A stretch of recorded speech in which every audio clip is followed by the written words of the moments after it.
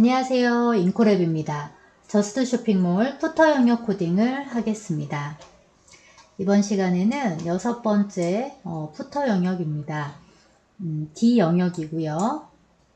앞서서 봤던 와이어프레임하고 여러분들이 치수를 이제 생각해야 되는데, 우리가 전체 너비는 1200이잖아요. 헤더 영역에서 로고는 200으로 했습니다. 그러면 지금 SNS도 비슷하기 때문에 200으로 계산을 해주고요. 나머지 카피라이트 부분은 800으로 하면 1200이 완료가 될 것 같습니다. 헤더에서 로고를 제작하라고 했었던 규격이 200에 40픽셀이었습니다. 우리가 이렇게 공개 문제를 지금 살펴보면 처음에 로고의 크기는 이제 200픽셀에 40픽셀로 하라고 되어 있었습니다. 자, 그러면 푸터 영역을 조금 살펴볼 건데요. 푸터 부분의 로고는 그레이스케일로 무채색으로 변경하고 사용자의 접근성을 고려하여 배치한다. 푸터 폴더에 제공된 텍스트를 사용하여 카피라이트와 SNS 3개를 제작하라고 되어 있습니다. 자, 그러면 제공 이미지도 확인을 해보겠습니다. 자, 확인을 해보면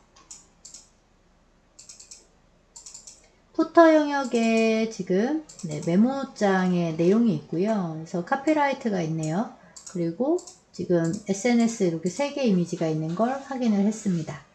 우선은 이미지를 포토샵에서 좀 열어보겠습니다. 열어봐서 크기를 이제 조금 계산을 해볼 건데요.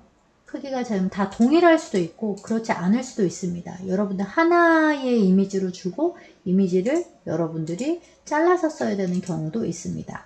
그러면 몇으로 계산을 하는 게 좋을지 여러분들이 이 200 범위 안에서 이렇게 3개가 들어간다라고 생각을 할 수가 있겠죠.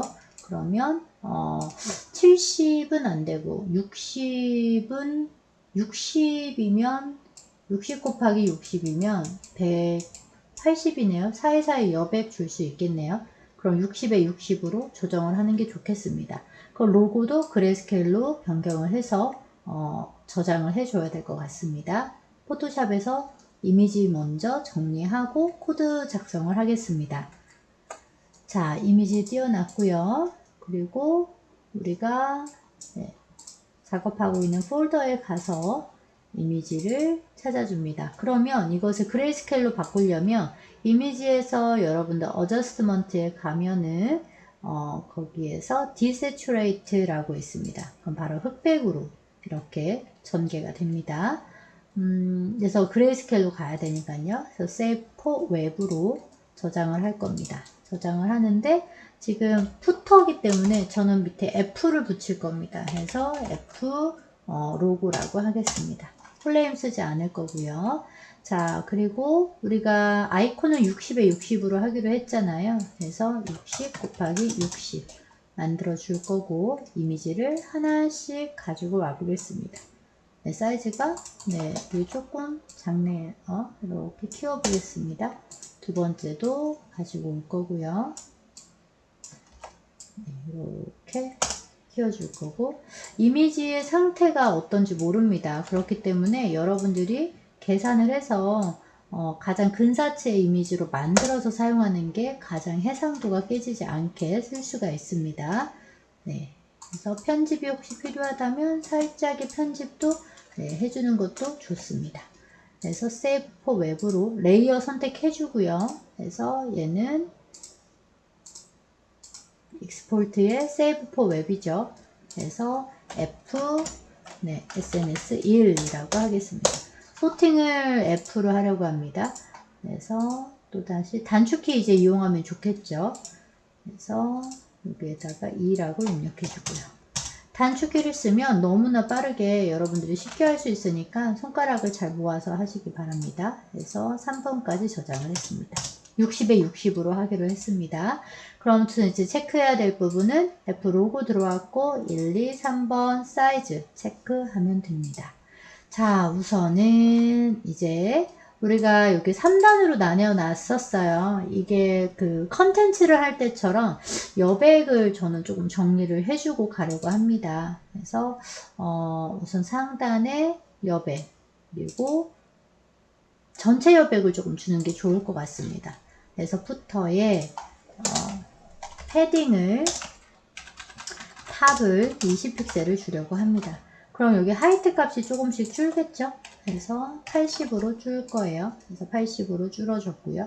그리고 사이사이 여백은 글쎄 이제 굳이 가운데가 네. 브라우저 테스트를 해보겠습니다.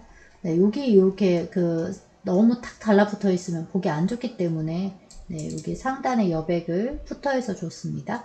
자, 로고부터 이제 들어가 보겠습니다. 로고는 이미지고 링크가 걸려야 돼요. 항상 로고는 링크가 걸린다라는 걸 알고 계셔야 됩니다. 그래서 이렇게 해서 img, src, alt 이렇게 해주고요. 그래서 img 폴더 안에 있는 푸터 로고죠. 그리고 얘는 로고라고 이름을 주면 됩니다. 브라우저에서 꼭 하나씩 들어올 때마다 체크해 주세요. 체크해 주고 그 다음에 카피라이트는 메모장에 있는 내용이 들어오면 됩니다. 그래서 카피라이트 그냥 써도 되는데 혹시나 만약에 디자인 처리가 좀 필요하다면 P태그로 이렇게 해주셔도 좋겠죠. 그래서 P태그 해서 이렇게 들어왔습니다. 내용 들어오는 거 체크했고요. 이제 아이콘은 이렇게 SNS 아이콘은 리스트로 들어와야 되는 게 맞습니다. 그래서 여기 SNS는 지워주고 이제 UL 태그 클래스 SNS라고 하겠습니다. li 여기도 링크가 걸려야 되겠죠. 됐고 img, src, alt 이렇게 해줍니다.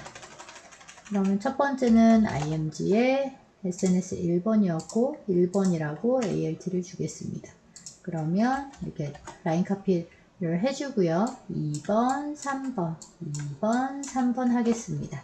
브라우저 테스트를 하면 블럭 성격으로 들어오니까 네, 이렇게 수직으로 들어오는 걸 알 수가 있습니다. 이것을 CSS에서 이제 디자인 정리를 해주겠습니다. 자, CSS로 이제 들어가고요. F1번에는 로고잖아요. 로고인데 이 로고를 너무 상단에 딱 달라붙어 있거든요. 그래서 여백을 가운데로 조금 주고 싶어요. 그래서 여기에 F1번에 있는 img입니다. img의 마진 탑을 20픽셀이 들어가는 게 적당할지는 봐야 되겠네요. 여러분들 계산을 조금 해본다면 우리가 여기가 전체가 100이잖아요. 근데 우리가 20만큼 이렇게 여백을 줬어요. 그럼 전체는 80이에요. 근데 얘가 40이잖아요. 그럼 40이면 여기가 40이 지금 남는다는 얘기예요. 위아래 20, 20 해주면 20, 20, 40이면 80이니까 마진 탑을 20을 줘도 괜찮을 것 같습니다. 네, 그렇게 중앙 정리에 대한 여백을 좀 계산하면 이렇게 좀 편안하게 들어오겠죠. 자, 이제는 카피라이트입니다. 이것도 이게 중앙으로 오게 배치를 해보겠습니다. 그러면은 F2에 우리가 P 태그가 있었죠? 그래서 P 태그고 일단 폰트 사이즈를 16픽셀로 조금 키워보겠습니다. 그리고 텍스트 얼라인을 센터로 해줄 거고요. 라인 하이트는 전체 80으로 해주면 가운데 정렬이 되겠죠. 이렇게 왔습니다. 자, 이제 오른쪽에 해당하는 SNS죠. 앞에 있는 부분은 그대로 해주고요. 얘는 SNS라는 클래스였고 UL 태그죠. li가 있고 이렇게까지만 하겠습니다. 그럼 부모의 디스플레이 플렉스를 줘야 되잖아요. 근데 또 사이즈가 작으니까 양쪽 정렬을 해서 justify 컨텐츠를 스페이스 비트윈을 해서 양쪽 정렬을 해보겠습니다. 그랬더니 이렇게 들어왔네요. 60에 60이에요. 전체가 높이가 80이었단 말이에요. 가운데 오는 게 좋겠죠. 그럼 가운데 온다면 만약에 이거 40으로 맞춰줘도 괜찮을 것 같아요. 그러면 여러분들이 생각을 이미지 크기를 내가 직접 조정해야 되겠다. img까지 주고 위드 값을 40픽셀이라고 해주면 그렇게 줄어요. 근데 간격이 너무 벌어지니까 그건 고민해야 될 것 같습니다. 지금은 50을 주면 사이즈로는 적당할 것 같아요. 그러면 전체 높이가 80이었거든요. 그러면 그의 SNS의 전체 높이를 여기를 마진 탑을 15픽셀 주면 되겠죠. 30이 남으니까요. 이렇게 중앙으로 왔습니다. 백그라운드는 더 이상 필요가 없습니다. 없기 때문에 이렇게 백그라운드를 지워줘 보고 디자인이 어떤지 평가를 합니다. 너무 조금 휑하다 싶으면 여러분들 이 부분은 디자인을 만약에 푸터 부분에다가 뭐 보더 탑을 픽셀에 솔리드에 해서 333 이렇게 처리를 하자면 이제 너무 바짝 붙네요. 지금 이게 패딩 값이 있다 보니까 그러면 조금 예쁘진 않을 것 같아요. 전체에다가 백그라운드를 연하게 이렇게 주셔도 괜찮긴 할 것 같습니다. 그쵸? 네, 이렇게 완성을 해봤는데 만약에 패딩 탑이 지금 여백을 포함하잖아요. 그래서 그것이 이제 별로 보기 좋지 않다. 그러면 이렇게 패딩 탑을 마진 탑으로 고쳐주면 여백을 포함하지 않고 위에 여백을 만들어 주거든요. 그렇게 고쳐서 완성을 해도 괜찮을 것 같습니다. 그리고 마지막 이미지에 만약에 이렇게 뭐 좀 붙이고 싶다 이런 것도 조정을 하고 싶다면 이거는 이제 선택적인 거예요. SNS의 스페이스 비트윈을 빼고 갭이라는 걸 줍니다. 갭을 20픽셀 이렇게 주면 사이사이만 벌리게 여기 사이사이만 벌어지게 해줄 수 있어서 여러분들이 조정하기도 괜찮은데 왼쪽에 딱 달라붙었으니까 오른쪽도 딱 달라붙게 하고 싶어 라고 한다면 저스티파이 컨텐츠를 스페이스 비트윈으로 해도 괜찮습니다. 그런 건 여러분들이 직접 조정을 할 수도 있습니다. 자, 지금 푸터 영역은 굉장히 간단하게 완성을 했어요. 그래서 여러분들이 이제 3단에 해당하는 부분은 미리 그 레이아웃 코딩 할 때 해놨기 때문에 그 안에서 여백을 일정하게 맞춰서 조정하는 것까지만 잘 정리하면 될 것 같습니다. HTML은 이렇게 간단하고요. 이미지를 1대1로 맞춰서 저 다 제작을 했습니다. 그리고 CSS도 CSS 각각의 여백 디자인, 정렬과 여백 디자인 해줬고요. JS는 들어가지 않았습니다. 푸터 영역 코딩을 마쳤습니다.